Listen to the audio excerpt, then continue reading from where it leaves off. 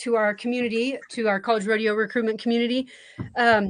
We are a little bit late tonight, but listen, every week I learn something new about this new platform, and today is no different. So this evening we have joining with us Clayton Jackson, who is the rodeo coach at Vernon College. Clayton, thank you so much for joining us. Yes, ma'am. I'm glad to be here. It takes both of us. I'm pretty computer illiterate myself, so I had to get my wife in to help me get this thing fired up. Listen, I feel like you're doing fine. As long as you don't have to ask your kids, then we're still smart enough. Yeah, they're sitting next to me playing video games. Yeah, just in case. Yeah. Yeah, I get that.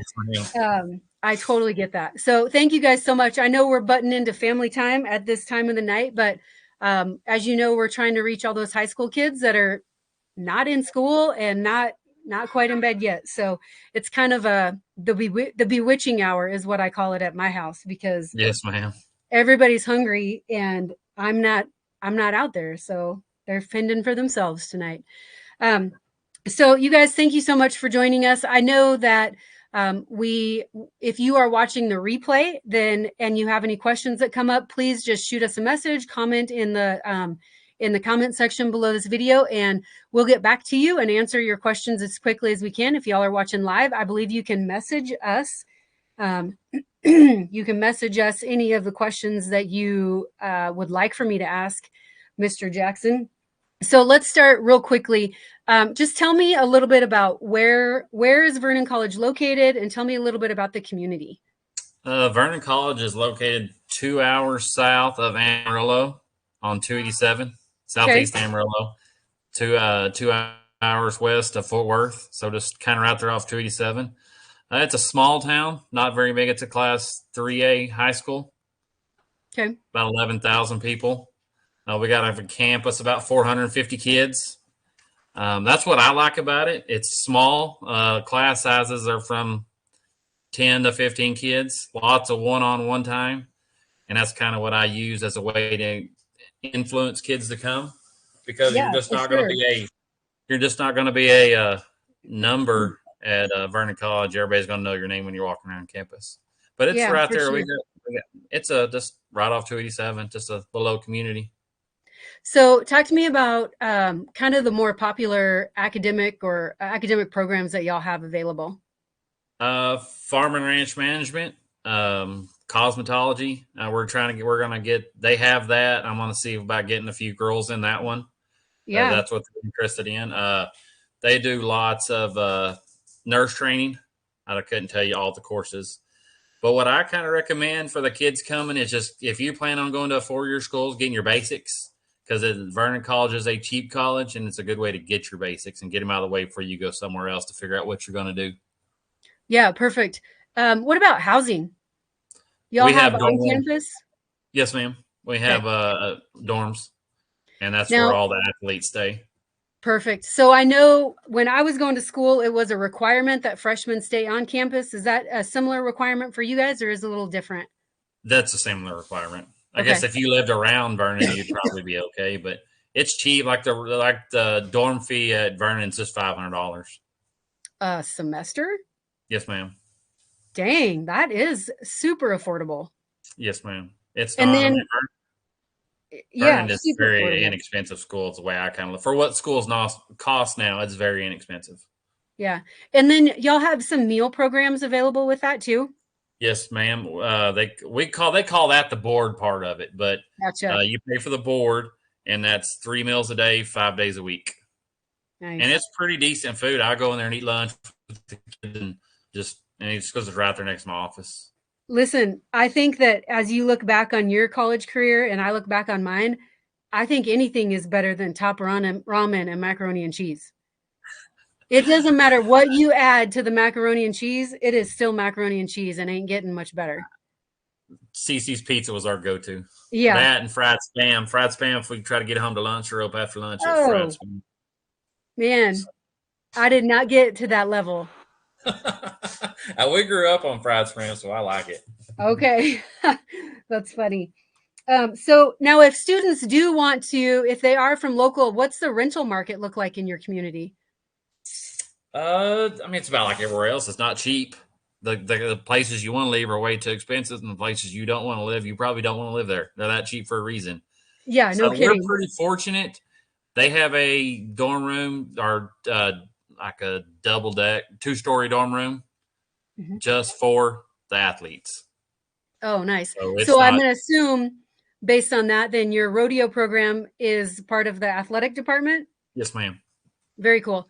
What are some extra benefits that y'all might see being in the as part of the athletic department? I mean everything's funded, so we don't have to go out. I mean, the kids do go out and help fund for the rodeo, but everything else is state funded. So I've got pretty good budgets on all my stuff, livestock Yes, supplies, anything we need. And one thing about the school is our horses and arena right there on the campus, perfect. so Now you can on literally campus, walk. You can literally walk from your dorm rooms to everywhere you need to get to. Once you park your vehicle, you can stay right there. that's nice. That's a huge benefit. How about boarding horses right there on campus as well? Yes, ma'am. We got 60 big covered runs. So, Okay. and then we got 10 turnout traps. So we're pretty well set because, I mean, for me, a big team up for us is going to be 25 kids.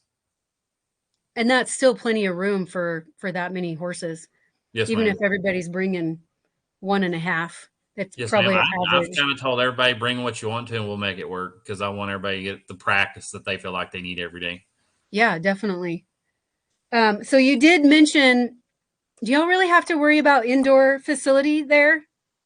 We are fortunate enough that Vernon has an indoor in town and they allow us to use it as long as they're not using the arena. They keep the So groundwork and keep everything. So it's pretty very handy. Like nice. we used it twice last week. It's been pretty rainy around here, so we took it. We took the calves and their open steers up there twice and roped. Okay. And then what about stock? Obviously, calves and rope and steers. How about rough stock? Uh, we get bulls from a guy out of eastern Oklahoma Okay. and horses from a guy out of Comanche, Oklahoma. Perfect. So, tell me a little bit about your practice schedule. What does that look like? You know, at this time of year, especially, y'all are coming up on the spring rodeos. What does the practice schedule look like kind of for just before rodeo season starts? We start every day at 3 o'clock. We can Okay. rope calves, rope steers, bulldog steers, and buck bulls all at the same time. Oh, nice. So if And you're not then bulldog and steers, they can be bucking horses. perfect. So, how about in the off season? What does it look like for you guys in between that fall and spring? Three to Same five thing. o'clock. We Same roll thing. at it every day. That's what I tell kids when they want to come, especially the town event kids. If you like to rope, you want to come to Vernon College Yeah. because I'll So, if keep you guys are, I mean, let's compare you to another. Also, quickly before I forget this, what region do y'all compete in? Southwest. Okay. So, if you want to compare yourself to any other region, I mean, Big Sky, Central Rocky Mountain region, there's a pretty high likelihood that those cowboys and cowgirls are not roping year round. If they are, it's going to be a little bit more difficult. So when you start looking at amenities and what's available at a college, you know, that's something to think about. Maybe you want to get away from the snow, or maybe you grew up in the sunshine and you want to make your decision opposite of what you're used to. So these are just some questions, y'all, just to think about, just to prepare yourself for. Um, if you don't know what questions to ask, this is a really good kind of, I guess, superficial example, maybe 10,000-foot view of what each college has to offer. Yeah, Um, we roped always until the kids left for go home for Christmas break. okay, So I mean, I keep 30 head of roping calves around and keep 30 steers, and I mean we go at them every day. awesome. That's a huge opportunity. I assume y'all have some tying goats too. Yes. Yeah. All One got right. 3 new ones today for the girls. Oh, perfect. Now, okay, I want you to talk to me about this. I feel like we might be in the same generation, maybe. You might be a little bit younger, actually. Um, the horse saver. Do y'all have one of those at your facility? We're building it right Either, now. yes, After I've either seen for, what it after I've seen what it looked like to build one or buy one, we can build one. So yes, I've got a guy that works for us that's real handy with a welder and building stuff. And like I said, it might be a little hit and miss to get all the kinks worked out of it, but we're in the process of building one right now. We had the little boat, little Sea-Doo trailer and everything. So I've had a buddy had a bunch of barrels, so we've been over there building we're building that and building a couple. I'd say for like we've got a little barn deal where the kids can go in there, rope the dummies. So I'm building some of them barrel stands or whatever you want to call them, where they can table Mhm. saddle on it, rope some dummies. Yeah, I mean, the other thing that I've seen is for those bulldoggers that want to practice their hold, there's just so many new tools that weren't available when I was going, that it makes I would say it probably extends the life of your horse and potentially yourself, because you're able to kind of work at a slower pace and not have to worry about messing up your trained horse or whatever. So that's a really good alternative. Yeah, I don't know about the bulldogger one. We're just building it for the goat tires. Yeah, well, start with that. I feel like that's a really good. I Yeah, mean, we I've have watched one so of many those videos. deals that go on the end of a team rope and shoot, where they like a cage, I guess you'd call it, for the Mhm. bulldogger. Yeah, yeah. Just it's you kind of get to a point where you don't think anything's going to change with the kind of sport of rodeo, and then they keep coming out with all these better tools and better things to just sharpen your skills even that much more. When I was in Um, college, I just wanted arena and steers. That's all I needed. yes, we didn't have goat tying dummies, but I had my foot, so that was what we used. And also, I don't think I could bring my foot up here anymore. So Yes, ma'am. yeah, I get it. So you did mention scholarships. Let's talk about that again. Y'all, because you're part of the athletic program, you're fully funded. You don't have to worry about fundraising for scholarships. Talk to me about what you guys are looking for right now. Um, do you have openings for this obviously not right now, but do you have openings for the season that'll be starting this fall? What does I that look do. like? What are you guys looking for? Like I said, I don't want a great big team where you feel like you can't go out there and practice and not get the practice you wanted to. So I'm going to try to sign about 15 kids for the fall, because I've got close to 10 coming back returning. So uh, the kids I'm looking for are just the kids that want to get better every day. Work at great work ethic, but the education is such an important part to me.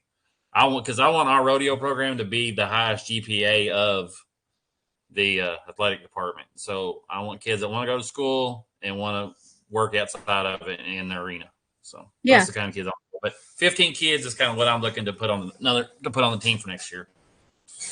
So, do you have, I mean, are you looking for men? Are you looking for women? Are you kind of across the board, just have your eyes wide open? Yes, ma'am. The right kids to fit our program. That's where I'm headed. Perfect. Boys, I mean, men, women, and just whatever. Whatever. Yeah. So, let's talk about this. I hear it. I mean, you're not the only one to talk about it, but what does it mean to you when we talk about student athletes that are coachable? What does that look like to you? To me, it's just kids out there that want to listen when you're trying to talk to them, that are out there. If the weather's not great, they're out there riding horses. They're in the barn roping the dummy. They're just kids that you can tell that want it. I mean, if you want to go to the next level, you know pretty fast which kids want to go to the next level. And Yeah. it's just kids out there that, I mean, just always there wanting to learn something, or always in their practice arena trying to get better. Those are the kind of kids I think are coachable. That's what it means to me. Yeah, for sure. Um, we talk a lot. I have talked a lot on this platform and on some podcasts that I've been on, that it's often there's a lot of there's a decrease in enrollment as far as memberships in the national high school level versus memberships at the collegiate level. And I feel like there's a natural drop, because there's a lot of kids that maybe can't um, wouldn't be at the level for collegiate rodeo. However, what we've been talking a lot about is, don't make that decision. If you don't peak in high school, I think high school students are making the decision to not go on with college rodeo because they didn't peak in high school. And, you know, I guess I would love to get your feedback on that, and what your take is on that I student in didn't particular. I didn't peak in high school. I mean, I just my first year at Tarleton and all the ropings that were there in Stephenville, you either roped or went home, and I was gone a jackpot. So, and it just something that and getting around the right people. I mean, you don't got to. You just have the want to get better, and just jump into college rodeo. Try to learn, keep learning, surround yourself around people that want to get better, and you will Mhm. eventually get better. That's right. What's that? Oh man, what's that saying? Something about surrounding yourself. If you don't know who the big fish in the pond is, it might be you.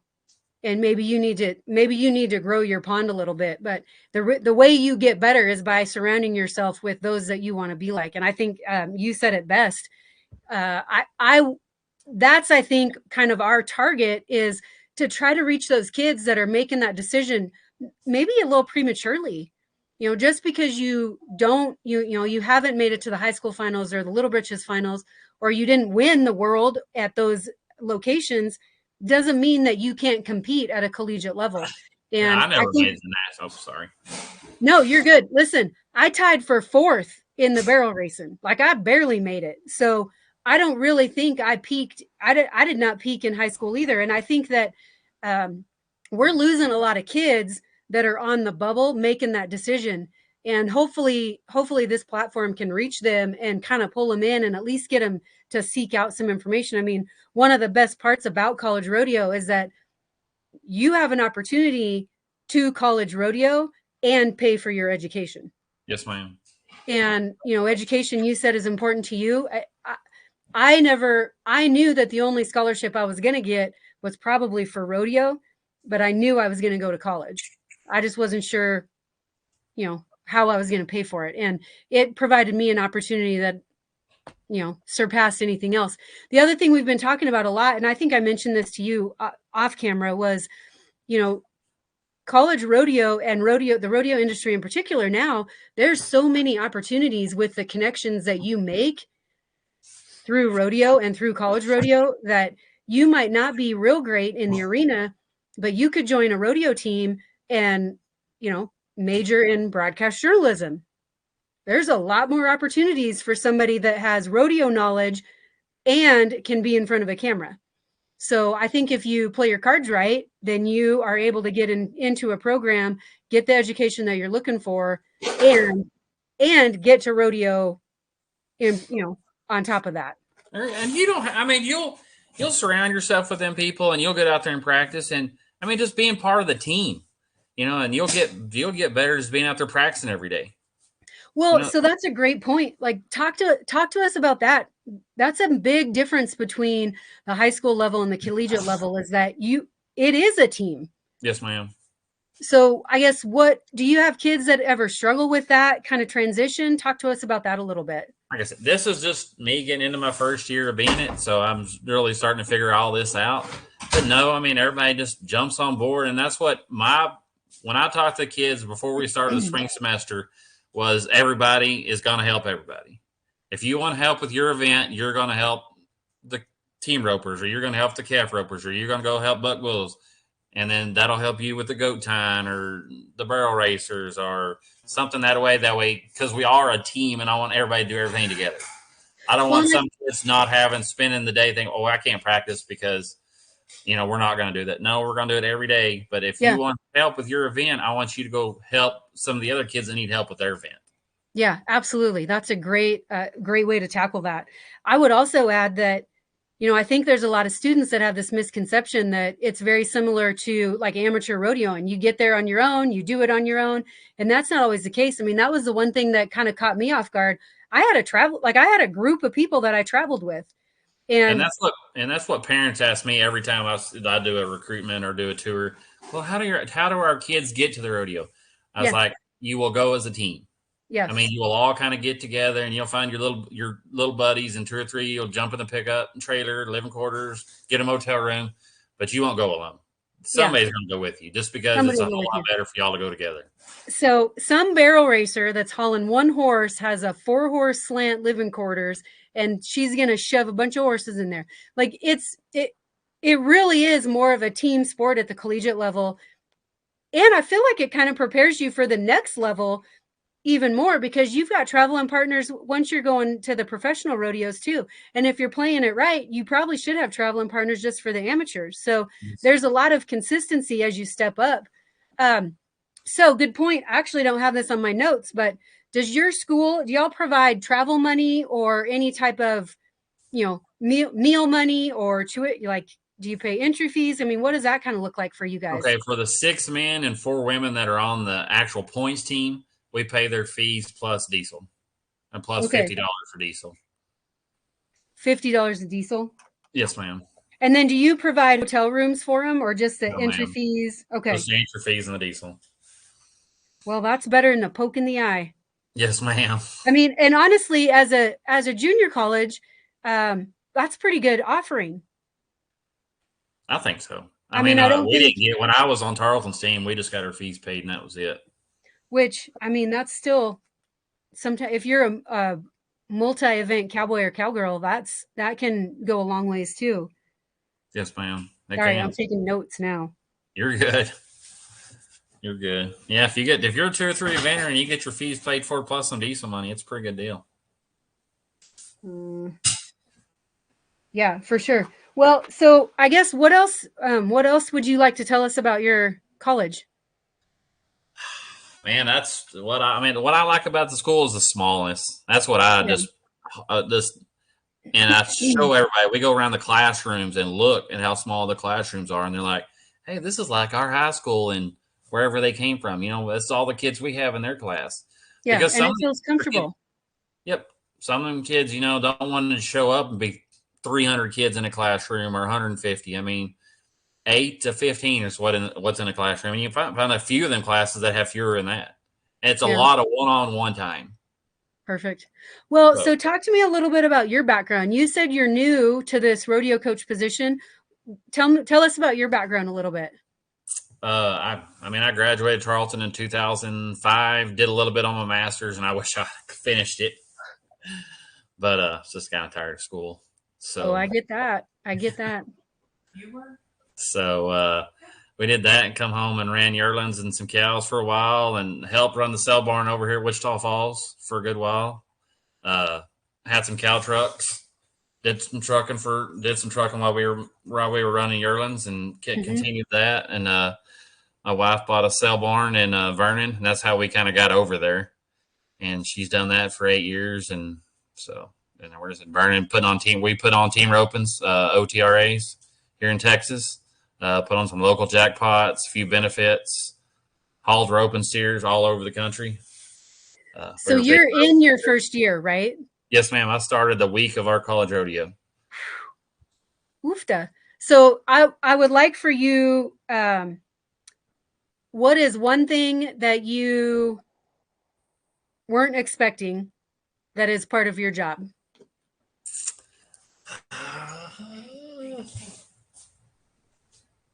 Crisis management. I heard that. Crisis management of 3 teenagers. Yes. Listen, we've had a little bit of that. That is so true because so the reason I say that is we have had college kids board their horses at our place just outside of Casper, and that is so true.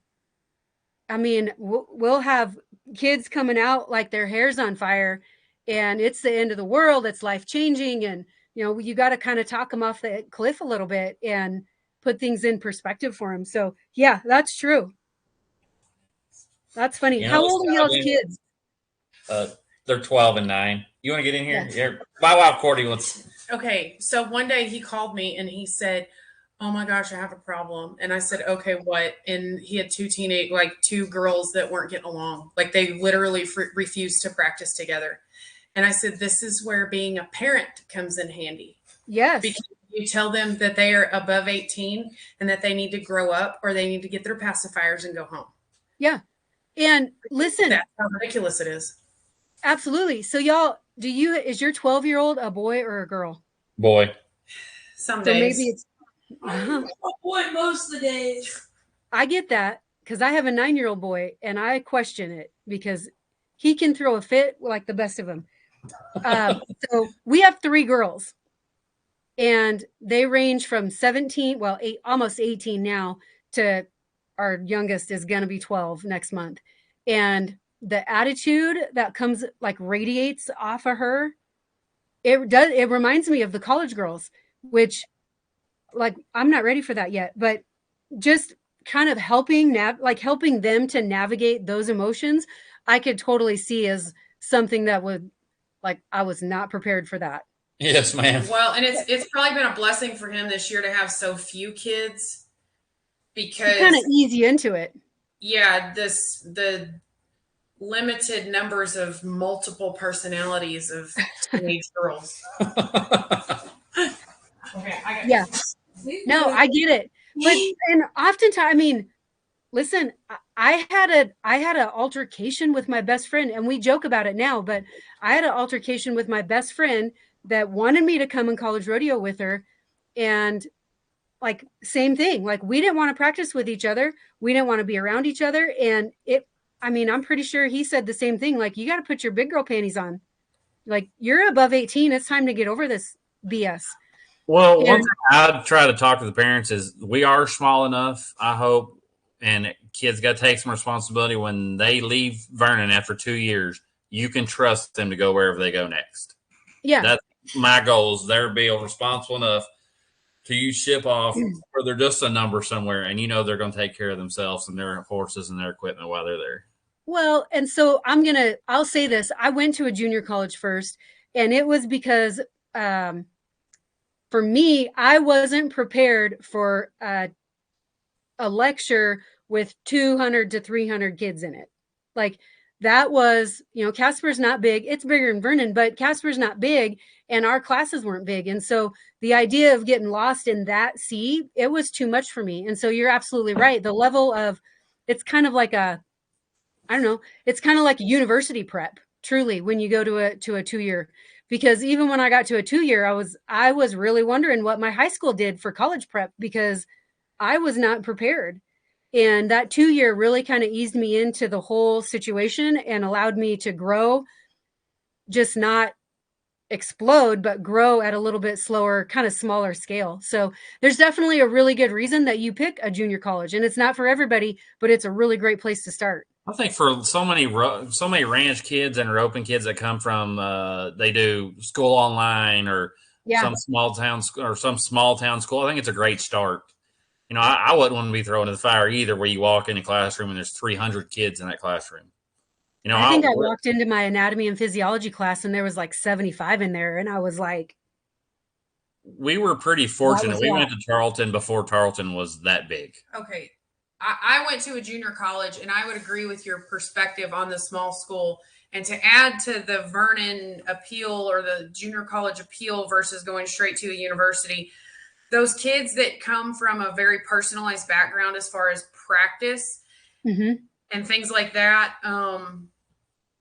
going to a smaller school where you have organized practice situations. I went to school at South Plains for 2 years before I transferred to Tarleton. And, we did have just like his practice schedule where we had daily afternoon practices.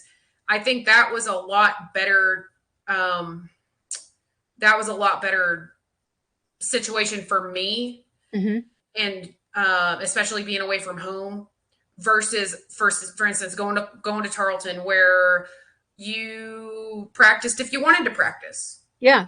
Didn't have to be there for practice. They didn't take roll call. They didn't care if you showed up, because there were so many kids within the program that they didn't necessarily need to see you. And when I went to school at Tarleton, I was on the rodeo team every week, just like, Clayton was on the rodeo team every week, because we did well at rodeos or whatever, but they didn't care if you showed up or not. Yeah. Whereas those first 2 years, I think that it also allowed for a little bit more of a disciplined perspective to your practice. Yeah, it kind of teaches you that discipline. Yeah. If you're used to, if you're used to mom and dad getting you to practice and getting you out there to practice, then it allows you to learn how to structure and discipline your own schedule. And I mean, I'm butting in here because I am the added value to him. Absolutely. She is that. Listen, we all know, I know multiple rodeo coaches whose spouse, whoever it is, whose spouse is behind the scenes doing just as much work. So I get it. I absolutely get it. She's great. Yeah. Yeah, I get it. Yeah, you guys, I'll toot junior college horn all day, because it was a huge benefit for me personally.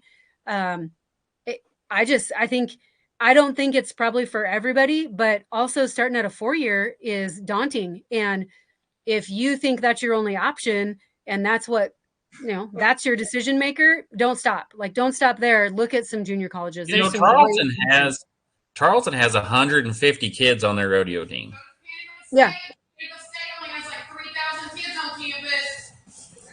So I mean Tarleton. I know Tarleton. She grew up in Goodwill. She's from up there at Panhandle State. But yeah, Tarleton now has 150 kids on their rodeo team.